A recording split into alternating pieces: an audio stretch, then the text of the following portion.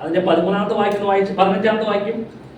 എങ്കിലും എന്റെ പ്രാണനെ ദൈവം പാതാളത്തിന്റെ അധികാരത്തിൽ നിന്ന് വീണ്ടെടുക്കും, അവൻ എന്നെ കൈക്കൊള്ളും. സ്തോത്രം. എങ്കിലും ദൈവം എന്റെ പ്രാണനെ ദൈവം പാതാളത്തിന്റെ അധികാരത്തിൽ നിന്ന് വീണ്ടെടുക്കും. വീണ്ടെടുത്തു എന്ന് വിശ്വസിക്കുന്ന ദൈവമക്കൾ എത്ര പേരുണ്ടെന്ന് കരങ്ങളുണ്ട് ഹല്ലേലൂയ പറഞ്ഞത്. പാതാളത്തിന്റെ അധികാരത്തിൽ വീണ്ടെടുക്കും. ഹല്ലേലൂയ എന്ന വാക്ക് പറയുന്നത് ഇപ്പൊ ഈ പറഞ്ഞ ഹല്ലേലൂയ ഉണ്ടല്ലോ, ഈ ഹല്ലേലൂയ എന്ന വാക്ക് മനുഷ്യൻ കേട്ടത് ഏറ്റവും ആദ്യം എവിടെ നിന്നാണെന്നറിയും? ഈ ഹല്ലേലൂയ കേട്ടത് സ്വർഗത്തിൽ നിന്ന് കേട്ടെ. പിശാച് ലജ്ജിക്കണം. നമ്മുടെ ഹല്ലേലൂയ എന്നുള്ള സ്വർഗത്തിലെ ഭാഷയാണെങ്കിൽ അത് ഈ ഭൂമിയിൽ വെച്ച് പറയുമ്പോൾ ഈ അന്ധകാരത്തിന്റെ അതേ അനുഭവത്തിൽ നിന്ന് ദൈവം നമ്മെ വീണ്ടെടുത്ത് സ്വർഗീയ പ്രകാശത്തിലേക്ക് ദൈവം എന്നെ നിങ്ങളെ കൂട്ടിവരുത്തിയെങ്കിൽ ഹല്ലേലൂയ പറയുന്നത് ഹല്ലേലൂയ എന്നല്ല പറയുന്നത്, ഉച്ചത്തിൽ 3 പ്രാവശ്യം ഹല്ലേലൂയ പറഞ്ഞ നേരത്തെ മാത്രപ്പെടുത്താം.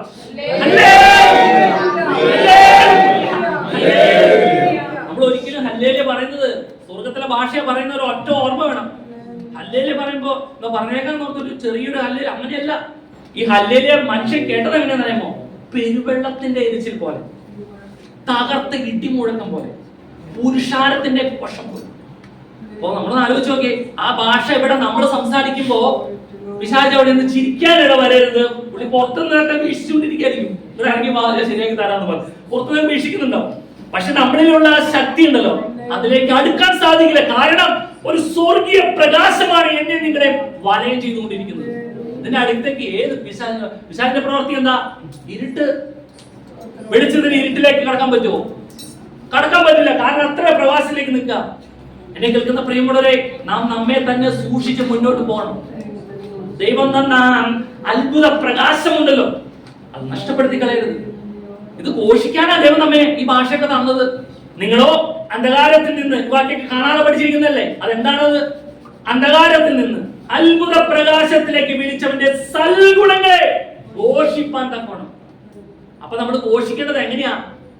അവന്റെ മഹിമാധിക്യത്തിന്റെ ഒത്തവണ്ണം ഘോഷിക്കണം. സ്വർഗം അവന്റെ സിംഹാസനം, ഭൂമി അവന്റെ പാദപീഠം. അവന്റെ മഹിമാധിക്യത്തിന് ഒത്തവണ്ണം.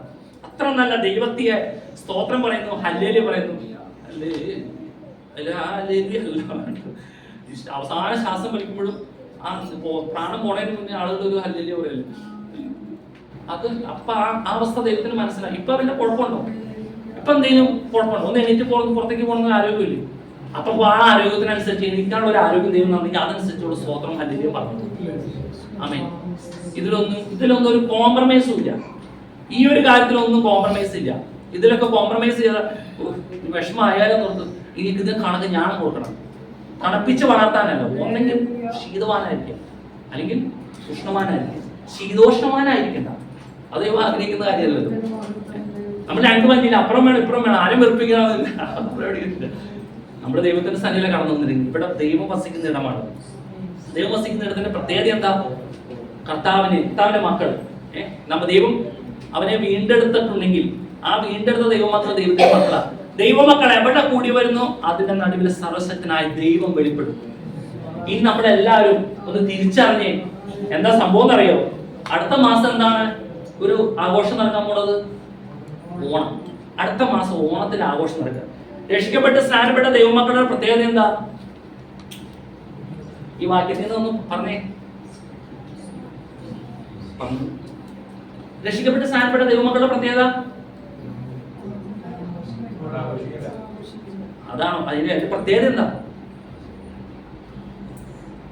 എന്താ പ്രത്യേകത എന്ന് പറഞ്ഞേ. നമ്മുടെ ഞാൻ എത്ര പേരും പറഞ്ഞു, നമ്മളെ എന്തിൽ നിന്ന് പിടിവെച്ചു? അന്ധകാരത്തിൽ നിന്ന് അത്ഭുത പ്രകാശത്തിലേക്ക് കൊണ്ടുവന്നു. എവിടെയായിരുന്നു ആദ്യം? പാതാളത്തിലായിരുന്നു.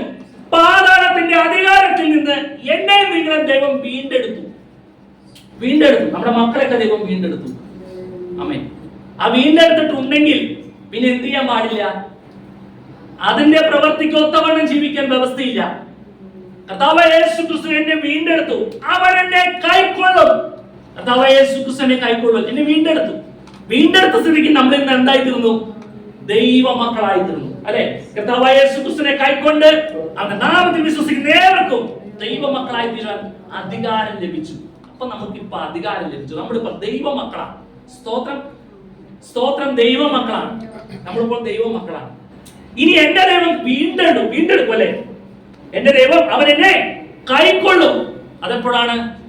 കർത്താവ് ഗംഭീരനാഥത്തോടും പ്രധാന ദൂതന്റെ ശബ്ദത്തോടും സ്വർഗത്തിൽ നേർന്നു.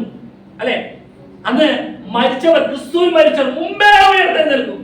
പിന്നെ ജീവനോടെ ശേഷിക്കുന്ന നാം ഓരോരുത്തരും അവനോട് കൂടെ രൂപാന്തരപ്പെടും. അങ്ങനെ അവൻ എന്നെ കൈക്കൊള്ളും. അപ്പൊ നമ്മൾ ആരെ പ്രതീക്ഷിച്ച ഭൂമിയിൽ ജീവിക്കുന്നേ? കർത്താവിന്റെ വാരവൻ, എന്റെ പ്രാണപ്രിയന്റെ വാരവനെ പ്രതീക്ഷിച്ച് ഭൂമിയിൽ ജീവിക്കുക. ആ ഭൂമിയിലെ പ്രതീക്ഷിച്ച് ജീവിച്ചിരിക്കുമ്പോൾ പണ്ടെങ്ങാനും വിട്ടു പോന്ന ആ പുള്ളി ആണ്ടിലൊരിക്കൽ കയറി വരുമ്പോ പുള്ളിയുടെ കൂടെ കൂട്ടുകൂടാനോ, അന്നത്തെ ആ ശരക്കരൂരിക്ക് ഓർമ്മ ടേസ്റ്റ് ചെയ്യാനോ, അന്നത്തെ കായ വറുത്തത് മേടിച്ച് കട്ടൻ ചായയുടെ കൂടെ കുടിക്കാനോ ഒന്നും വ്യവസ്ഥയില്ല.